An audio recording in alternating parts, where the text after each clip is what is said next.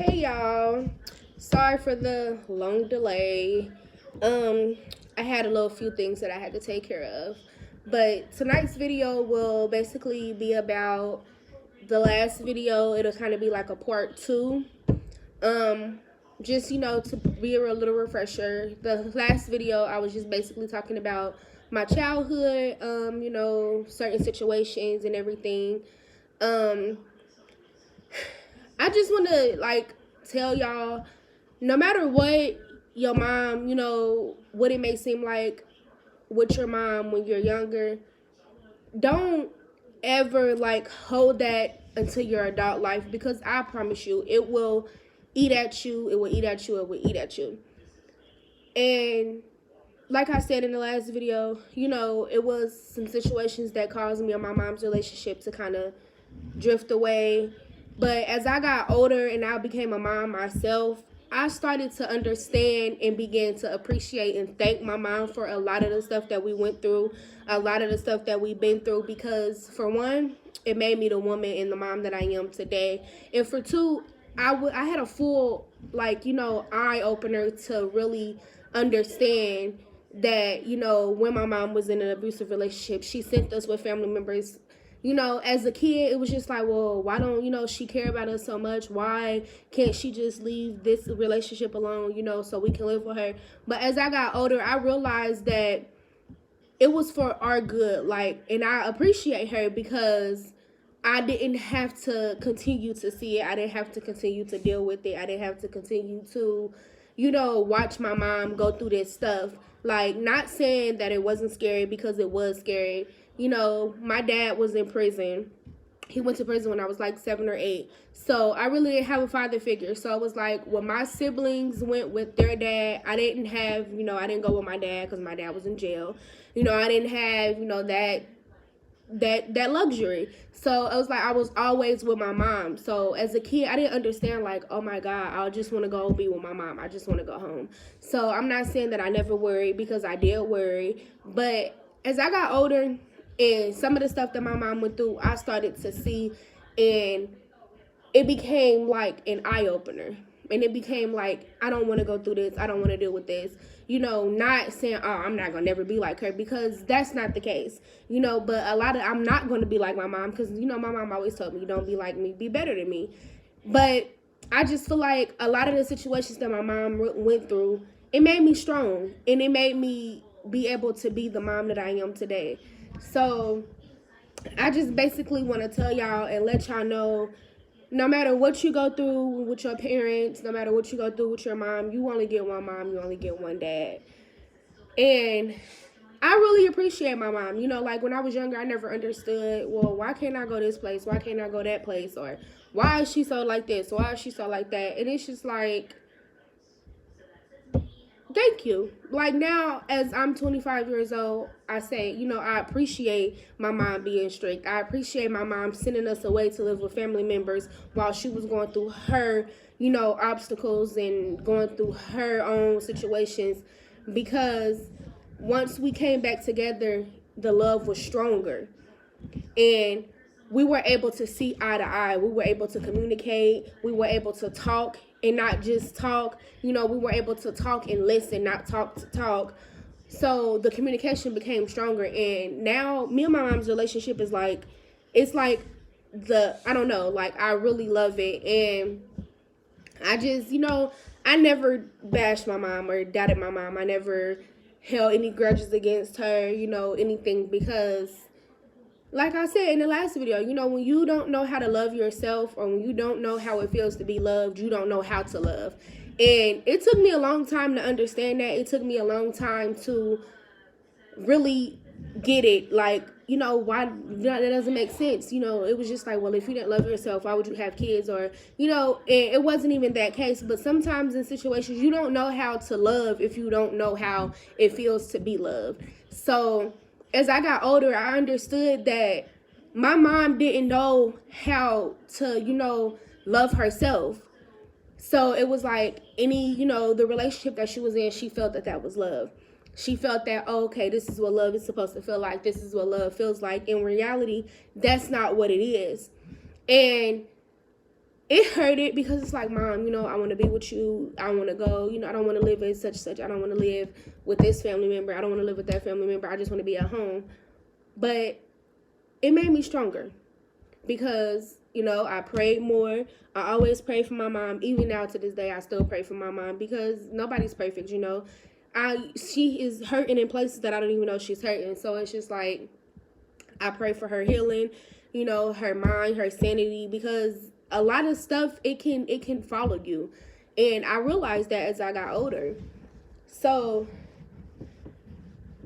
like I said, after I had my baby, we were close. We got real close. Our relationship has become like unbreakable. I love it. I wouldn't trade it for the world. Like, that's literally like my best friend. And that's all I wanted all along. I just wanted my mom. And now I have my mom, and I can't be more happier, than I can't be no more happier. Like I also said in the last video, my dad went to prison for his own little reasons or whatever, and I never really had him around. So it became a point where my mom was all I had. And like I said, on holidays when my siblings went with their dad, I didn't go. I was with my mom. So a lot of people don't understand, like, well, why do you do that? But at the end of the day, that's literally like my best friend. And, with best friends, you put up with a lot of bull crap. You put up with a lot of stuff.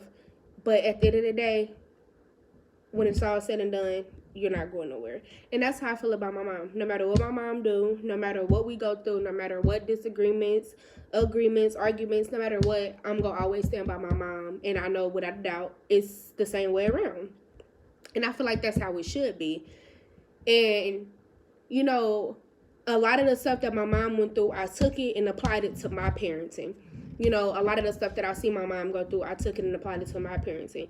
I always, oh, well, I'm not going to do this. You can't say I'm never going to go through something because you don't know what you're going to go through.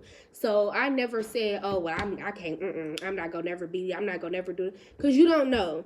So, all I can say is I just pray that I don't ever have to go through anything that my mom went through. I just pray that I don't have to go through the struggles and obstacles and everything that my mom went through trying to raise my child. And a lot of stuff, even with my child's father, we'll get to that later on down the road. But even like with my situation with my child's father, my mom always like tries to tell me, well, don't worry about it. You're not the first, you're not the last. And it's just like, how could you say that?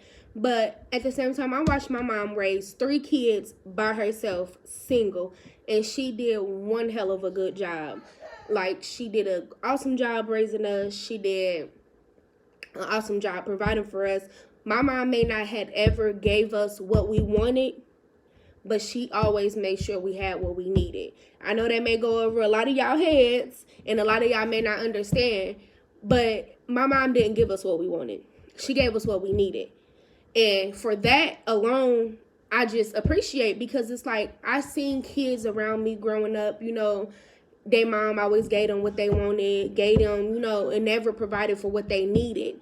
But my mom, and I'm not going to say it didn't hurt my mom, because it did. It was times my mom wanted to give us stuff that we wanted, or on Christmas we put stuff on a list, but she was not able to get it.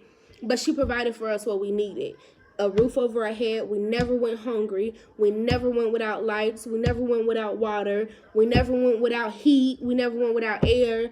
Always had a bed. We always had clothes, nice clothes, whether it was from the Goodwill, Dollar Store, Dollar General, Family Dollar, Walmart, hand-me-down, regardless of where it was from. We never looked dirty. Nobody can ever say that we were dirty. And for that, that's what makes, to me, that's what, outweighs all the bad stuff. That's what outweighs all the bad stuff, because my mom made sure that her priorities were straight. Even in the midst of us living with other people, she always made sure that we were straight. It was, we never went without anything. We never went without anything. So it was just like, even through the bad, the good came. And that's what knocks the bad out, because, I done seen parents their kids going with other people, ain't sending nothing. You know, kids still struggling, kids this, kids that, but it's like, it was never that. And as I got older, it just made me appreciate my mom, and it just made me thank my mom, and it just really, really, really, you know, it just really made me the woman that I am today. And as far as my dad, you know, that'll be a different, you know, topic or, you know, video. But just to get a little bit into it, you know, when I was younger, all I knew was my mom. Like I said, mom. So then a man came and, you know, he stepped up to the plate. He did what he had to do as a man. You know, my uncle, he was my uncle, but he played that father role. Like, he took me to my first father-daughter dance, you know, did stuff that my dad was supposed to do that he couldn't do. So, you know, it was just a lot of stuff. And I'm not going to say that it doesn't eat me up today, you know, as an adult, because there's certain stuff in my childhood that still bothers me. But as I go through and I go on, I'm learning to accept for what he, you know, accept what he is for what he is, and accept what ain't for what ain't. And it's just like, I'm learning to, I still have stuff to work on, you know, nobody's not perfect. So I still have stuff that I have to work on, but I'm learning to not let everything in my past dictate my future. Because if I let everything that happened in my past dictate my future, I would not even be right here today. Like, I wouldn't even be the woman that I am today, for the simple fact I would be stuck on the past. I would be stuck on, well, my mama didn't let us live with her, or my mama, you know, had us staying with family members because she was in this relationship and this, all of that. But instead, I'm allowing that to push me to where I want to be in life. You know, I don't never want to feel like, in order for me to be loved, I have to stay in a relationship or stay with somebody just because. And even though my mom was going through what she was going through, she was still trying to teach us the game about what not to accept, what not to deal with. Like I said, when I was a kid, I'm just like, don't tell me nothing and you doing it, you know. How are you going to tell me something and you're going through it? Or how are you going to tell me something and you still doing it? But as I got older and as an adult, I realized she was only telling me for my health and for my good, because she cared for me. She was only telling me because she didn't want to see her daughter go through the same thing that she went through. So now it became, okay, she's teaching me from experience. It's from experience now. It wasn't from, oh, you're just talking just to talk. Because, like, as a kid, that's how I was. Like, whatever. You can't tell me nothing. When you leave, then I listen to what you got to say.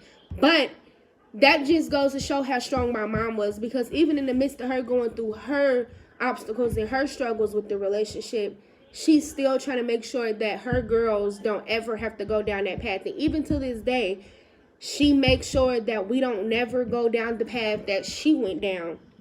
And I really appreciate her for that, because instead of her, you know, letting us figure out on our own, like, which sometimes she does that, as any parent, because, you know, you got the kids, you, especially girls, especially me, I'm not even gonna lie, whatever, don't, you know, but she still makes it in a point to make sure that we don't go down the path that she went down.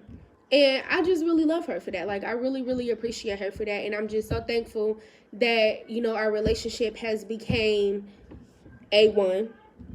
I'm so thankful that I still have her, and I'm thankful that, you know, we were able to make things right and get stuff off of our chest before it was too late. Like, I don't know. My mom is just really my best friend. Like, she's really my best friend. I know she's always there, you know, and she's making up for all the time that she missed with us, you know, not saying that she missed a lot of time, but whatever. She, you know, for the time that she missed, she doesn't miss a beat for my daughter. Like, every surgery, she's there. Never missed a birthday. Never missed a Christmas. Anytime I call her in need for my child, she's dropping it.